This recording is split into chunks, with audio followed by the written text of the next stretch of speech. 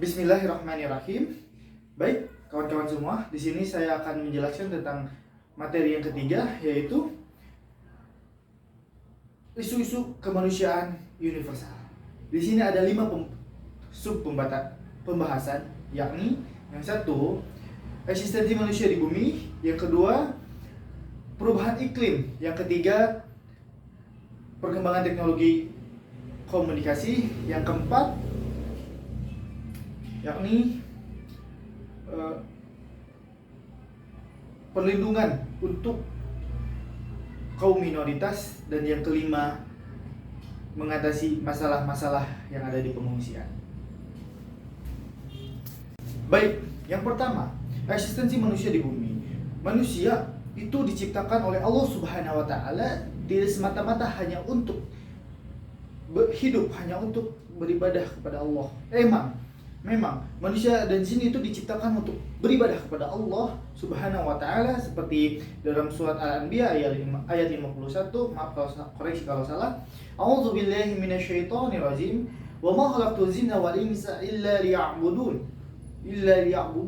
Tidak semata-mata aku ciptakan jin dan manusia itu hanya untuk beribadah kepadaku. Itu tujuan hidup manusia. Tetapi dari sisi lain, manusia diciptakan oleh Allah Subhanahu wa taala itu untuk menjadi khalifah di bumi ini, untuk menjadi pengurus atau istilahnya penopang kehidupan di bumi ini. Telah difirmankan dalam surat Al-Baqarah ayat 30 yang berbunyi, A'udzubillahi minasyaitonirrajim. Wa idh qala rabbuka lil malaikati inni ja'ilun fil ardi khalifah qalu ataj'alu fiha may yufsidu fiha wa yasfiku dima'a wa nahnu nusabbihu bihamdika wa nuqaddisu lak qala inni a'lamu ma la ta'lamun. Tidaklah Allah berbicara kepada malaikat, aku akan menciptakan khalifah di bumi. Ya, ini khalifah ini manusia ya, kita. Terus malaikat berkata, ya Rob, kenapa kamu menciptakan khalifah di bumi itu dengan makhluk yang saling membunuh, saling menumpahkan darah, membuat kehancuran, saling berselisih, banyak keburukan-keburukan. Sedangkan kami, para malaikat, itu selalu menyembah kepadamu, tidak pernah berkhianat kepadamu, selalu mensucikanmu, mengagungkan namamu. Dan Allah pun menjawab, aku lebih tahu daripadamu. Itu Allah begitu mengespesialkan kita menjadi khalifah untuk memimpin kehidupan, penerus regenerasi kehidupan, penopang kehidupan di bumi. Itu agar kita senantiasa, agar kita bisa menjaga kelestarian kehidupan ini di bumi ini. Itulah tugas kita. Kita harus membangun regenerasi menjadi penerus kita, menjaga bumi ini, penerus tujuan-tujuan kita agar tidak terputusnya kehidupan di bumi ini. Itulah eksistensi manusia. Kurang lebihnya mohon maaf. Perubahan iklim di bumi. Perubahan iklim di bumi itu bisa kita rasakan saat-saat ini. Pemanasan global, mencairnya es di kutub utara dan kutub selatan, terus berubahnya iklim cuaca yang begitu panas seperti yang kita rasakan di kota Bandung ini. Sekarang kota yang dulunya terkenal dingin, sejuk, tapi sekarang panasnya hampir mendekati kota-kota yang terkenal panas seperti Bekasi, seperti Majalengka, itu kota-kota yang terkenal panas. Tetapi sekarang Bandung itu lumayan panas. Itu diakibatkan perubahan iklim, perubahan yang drastis gitu. Pemanasan global itu disebabkan oleh kelalaian manusia dalam menata kehidupan. Seperti manusia membuat rumah-rumah kaca, produksi industri yang berlebih, menyebabkan polusi yang begitu banyak, dan ya seperti itulah, manusia tidak berpikir panjang. Keegoisan manusia itu yang merubah iklim di bumi ini. Sehingga ya susah untuk dijelaskan. Itu intinya egoisan manusia sih. Jadi apa ya, keteradaran kita juga sebagai manusia dalam menata kehidupan ini. Seharusnya kita sebagai manusia itu bisa menjaga kestabilan dunia ini. Contohnya kita harus menjaga kelestarian hutan, kita harus menjaga apa ya? Jangan membuat sesuatu yang berlebihan lah, yang merusak alam. Apalagi kita membakar hutan, menebang-nebang pohon yang itu menyejukkan kita, membuat oksigen untuk kita. Tapi dengan keegoisan kita tidak hiraukan semua itu. Jadilah semua berubah gitu. Sekarang iklim di bumi ini semakin buruk gitu. Kita sebagai mahasiswa itu harus mencoba atau membuat ide bagaimana caranya kita untuk menjaga iklim. Setidaknya kita tidak merusak iklim kembali lah, tidak merusak menjadi lebih parah begitu. Gitu sih. Walau alam. Perkembangan teknologi komunikasi. Perkembangan teknologi komunikasi ini sangat cepat ya. Bisa kita lihat dari contohnya dari dulu kita hanya bisa mendengar suara dengan telepon, mengirimkan pesan-pesan dengan surat atau SMS. Tetapi sekarang itu teknologi komunikasi itu begitu cepat dan masif. Sekarang contohnya kita bisa bekerja di handphone, kita biasa menemui orang yang jauh dari kita walaupun raganya jauh di sana, tetapi kita bisa menatap mukanya, bisa melihat kesehariannya bagaimana. Itulah sedikit kecanggihan yang ada di dalam teknologi komunikasi kita.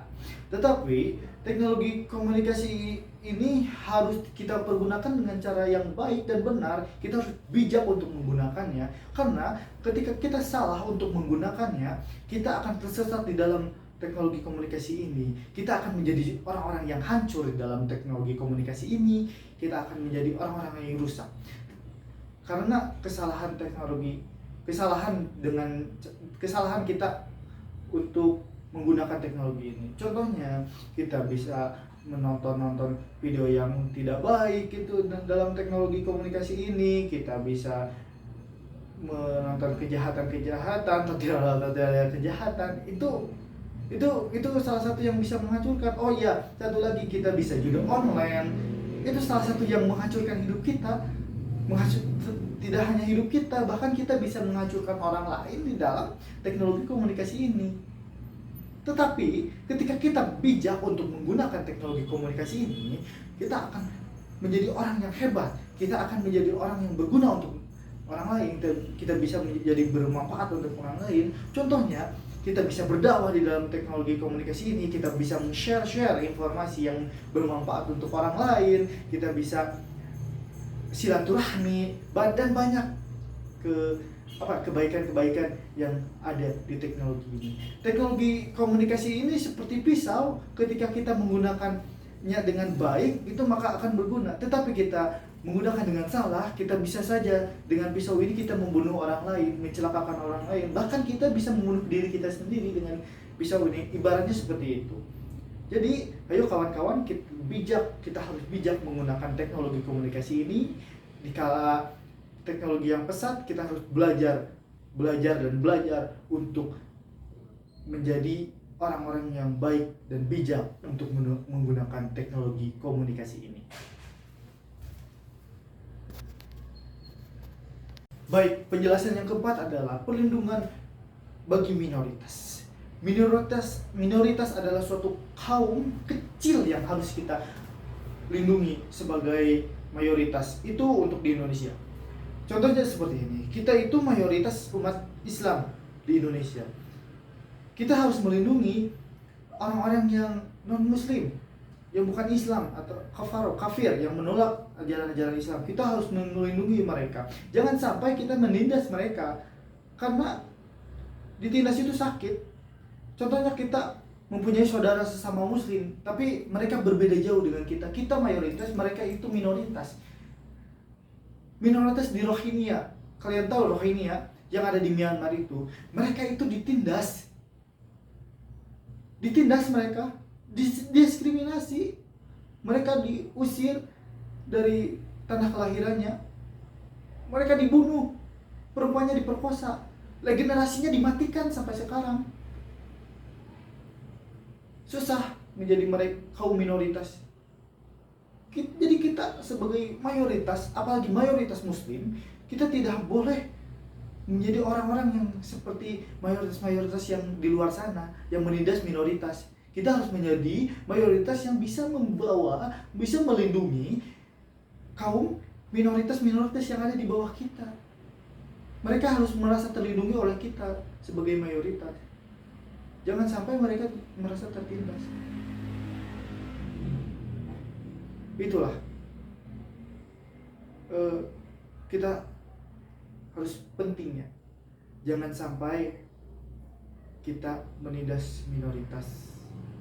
Karena kita juga mempunyai saudara yang minoritas. Sakitnya bagaimana, kita harus merasakan itu. Ayo mari kita lindungi minoritas-minoritas yang ada di lingkungan kita. Terima kasih. Mengatasi masalah-masalah di pengungsian. Sekarang banyak pengungsian yang terlantar gitu. Harapan hidup mereka kecil, masa depan mereka suram, pendidikan mereka kurang. Itu masalah-masalah yang kecil. Masalah-masalah yang besar banyak di dalam pengungsian itu. Kita sebagai umat atau muda-mudi yang berpendidikan harus berusaha untuk berpikir bagaimana cara kita untuk mengembangkan atau mensejahterakan mereka-mereka yang sedang mengungsi. Contohnya banyak lah pengungsian kaum Rohingya yang mereka pergi dari negaranya, mereka kabur dari negaranya karena mereka ditindas, tetapi mereka tidak di negara lain juga tidak senang gitu, tidak sejahtera, mereka juga susah sama. Itu dikarenakan tidak ada pengurusan, bukan tidak ada ya, kurangnya pengurusan atau kurangnya perhatian kita terhadap kaum yang mengungsi itu. Mereka itu sangat kasihan. Kita harus bisa bagaimana caranya kita bisa mengembangkan mereka, kita bisa memberikan harapan hidup bagi mereka, kita bisa menghadirkan pendidikan yang bagus untuk mereka. Banyaklah permasalahan, hayu kita diskusikan sehingga kita bisa mengatasi masalah-masalah yang ada di sana. Satu lagi kawan-kawan, isu tentang kemanusiaan yang harus kita highlight sedang viral. Hampir 70 tahun lebih saudara kita di Palestina itu ditindas, dijajah oleh Zionis Israel. Mereka kehilangan keluarga tercinta, kehilangan anak-anak, kehilangan orang tua tercinta. Mereka dibunuh dengan kejamnya, dengan sadis tanpa berpikir. Mereka ditindas. Kita sebagai umat muslim terutamanya, kita harus empati kepada mereka. Kita harus kasihan kepada mereka. Kita harus bantu mereka. Apapun yang kita bisa, ayo kita bantu mereka. Kita tidak bisa berjihad, kita tidak bisa menyumbang, tapi kita bisa menyuarakan tentang kemerdekaan Palestina di dalam sosial media kita, di dalam keseharian kita, dalam dakwah kita. Kita harus menyerukan itu. Kita harus berdoa kepada Allah Subhanahu wa Ta'ala agar mereka dibebaskan dari penjajahan itu. Karena dijajah itu sakit. Nenek moyang kita juga dulu pernah dijajah. Bagaimana rasanya? Nenek moyang kita itu, ya Masya Allah, tabarakallah. Dan jangan lupakan, Palestina itu salah satu negara yang paling berjasa untuk Indonesia. Ulama-ulama Palestina adalah yang pertama menyatakan kemerdekaan Indonesia. Kita sebagai umat muslim di Indonesia terutamanya, kita harus bisa membantu mereka. Bagaimana caranya mereka merdeka? Isu ini sudah lama, tapi masih banyak orang yang tidak peduli terhadap Palestina, terhadap masyarakat Palestina. Sekarang bahkan Hamas yang ingin memerdekakan Palestina itu di sebagian orang Islam mereka disebut salah. Saya tidak tahu apa sih pola pikir sebagian orang-orang Islam itu, kenapa Hamas berjuang, mereka berjihad, tetapi mereka disalahkan. Aneh, tapi nyata. Ayo, saya mengajak kawan-kawan sekalian, kita kerahkan kemampuan kita, apa yang kita bisa, kita lakukan untuk Palestina. Jangan khawatir, jangan takut. Allah bersama kita. Allahu Akbar, Allahu Akbar. Mungkin cukup sekian dari saya. Mohon maaf jika ada salah-salah kata, salah pengucapan. Jika ada kekurangan, mohon dimaklum. Saya masih dalam tahap belajar. Jika ada sesuatu yang harus diluruskan dari perkataan saya, monggo diluruskan. Insyaallah saya akan menerimanya. Billahi taufiq wal hidayah. Ana muslimun qabla kulli syai'in hayaduna kullu ibadatin. Assalamualaikum warahmatullahi wabarakatuh.